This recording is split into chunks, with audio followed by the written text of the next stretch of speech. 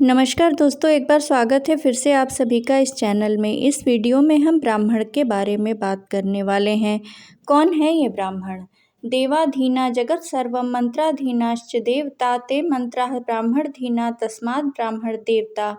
अर्थात सारा संसार देवताओं के अधीन है तथा देवता मंत्रों के अधीन है और मंत्र ब्राह्मण के अधीन है। इस कारण ब्राह्मण देवतुल्य और पूजनीय है। पृथ्व्यां यानि तीर्थानि तानि तीर्थानि सागरे सागरे सर्वतीर्थानि पादे विप्रस्य दक्षिणे चैत्रमाहात्म्ये तीर्थानि दक्षिणे पादे वेदास्तन्मुखमाश्रिताः सर्वाङ्गेष्वाश्रिता देवाः पूजितास्ते तदर्चया अव्यक्तरूपिणो विष्णुः स्वरूपं ब्राह्मणा भुवि नावमान्या नो विरोधा कदाचिच्छुभिमिच्छता। अर्थात पृथ्वी में जितने भी तीर्थ हैं वह सभी समुद्र में मिलते हैं और समुद्र में जितने भी तीर्थ हैं वह सभी ब्राह्मण के दक्षिण पैर में हैं।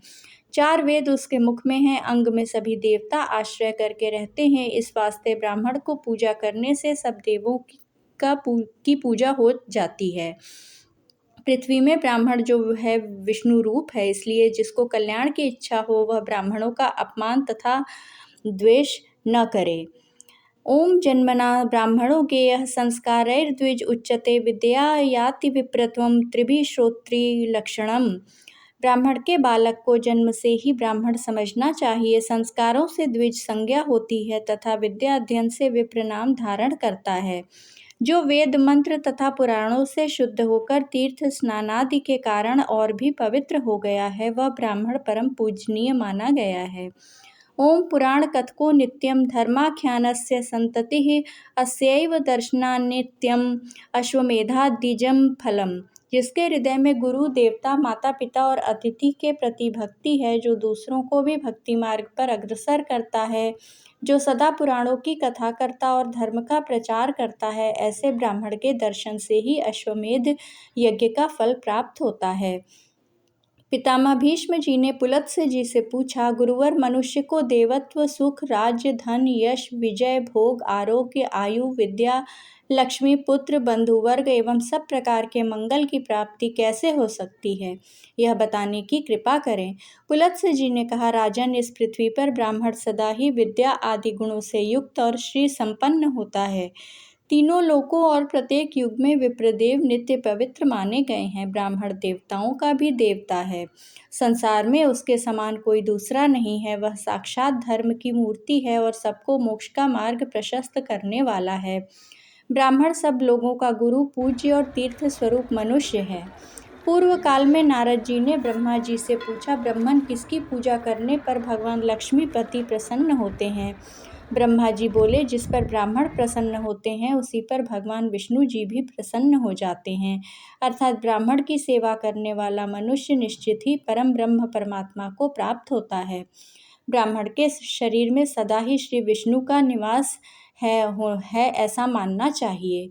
जो दान मान और सेवा आदि के द्वारा प्रतिदिन ब्राह्मणों की पूजा करते हैं उसके द्वारा मानव शास्त्रीय पद्धति से उत्तम दक्षिणा युक्त 100 अश्वमेध यज्ञों का अनुष्ठान हो जाता है।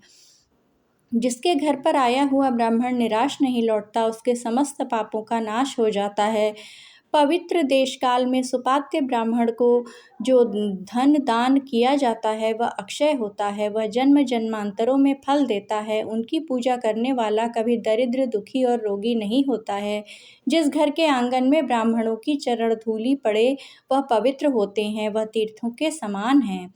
ओम न विप्र पादोद ककर्तमानि न वेदशास्त्र प्रतिघोषितानि स्वाहा स्नधा स्वस्तिर्विवर्जितानि शमशान तुल्यानि ग्रहाणि तानि।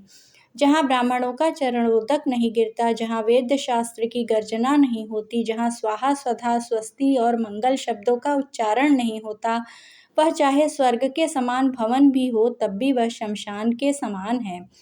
भीष्म जी, पूर्व काल में भगवान विष्णु के मुख से ब्राह्मण, बाहुओं से क्षत्रिय, जंघाओं से वैश्य और चरणों से शूद्रों की उत्पत्ति हुई।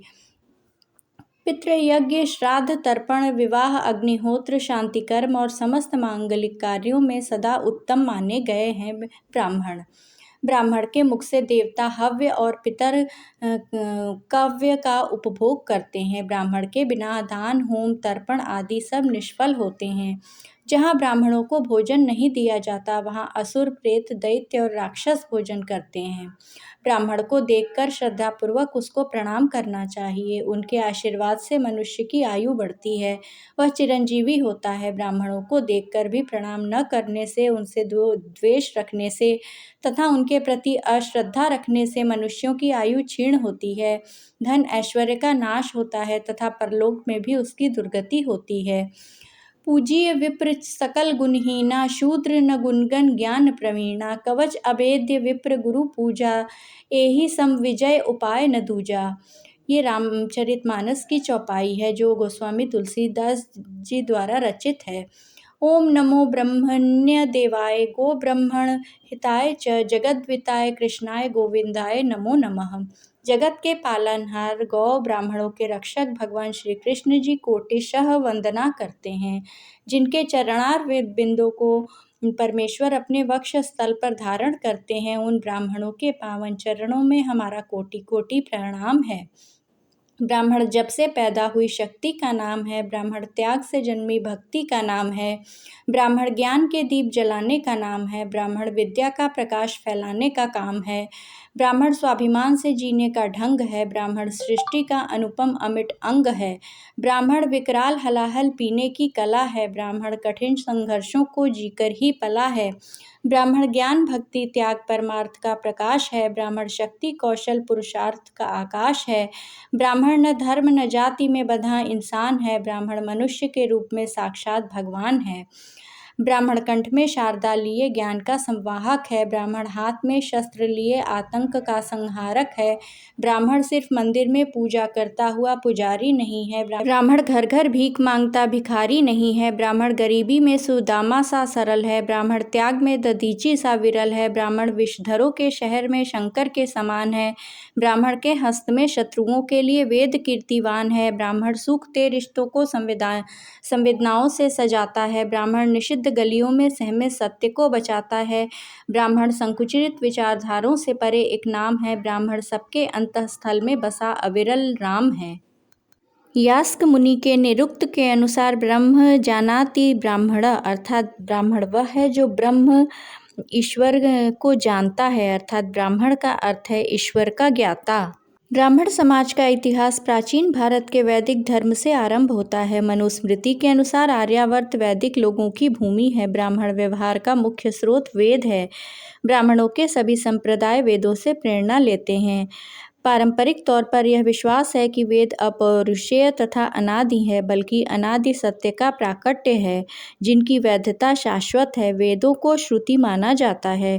धार्मिक व सांस्कृतिक रीतियों एवं व्यवहार में विविधताओं के कारण विभिन्न वैदिक विद्यालयों के उनके संबंध के चलते ब्राह्मण समाज विभिन्न उपजातियों में भी विभाजित है। जो ब्रह्म अर्थात ईश्वर को छोड़कर किसी अन्य को नहीं पूजता वह ब्राह्मण है। ब्रह्म को जानने वाला ब्राह्मण कहलाता है। जिसके मुख से ब्रह्म शब्द का उच्चारण नहीं होता रहता वह ब्राह्मण नहीं हो सकता। इस तरह भगवान बुद्ध कहते हैं कि ब्राह्मण न तो जटा से होता है, न गोत्र से और न जन्म से। जिसमें सत्य है, धर्म है और जो पवित्र है वही ब्राह्मण है। कमल के पत्ते पर जल और आरे की नोक पर सरसों की तरह जो विषय भोगों में लिप्त नहीं होता उसे ही ब्राह्मण कहा जा सकता है। महावीर स्वामी कहते हैं कि जो इस बात को जानता है कि कौन प्राणी त्रस है, कौन स्थावर है और मन, वचन और काया से किसी भी जीव की हिंसा नहीं करता, उसी को ब्राह्मण कहते हैं।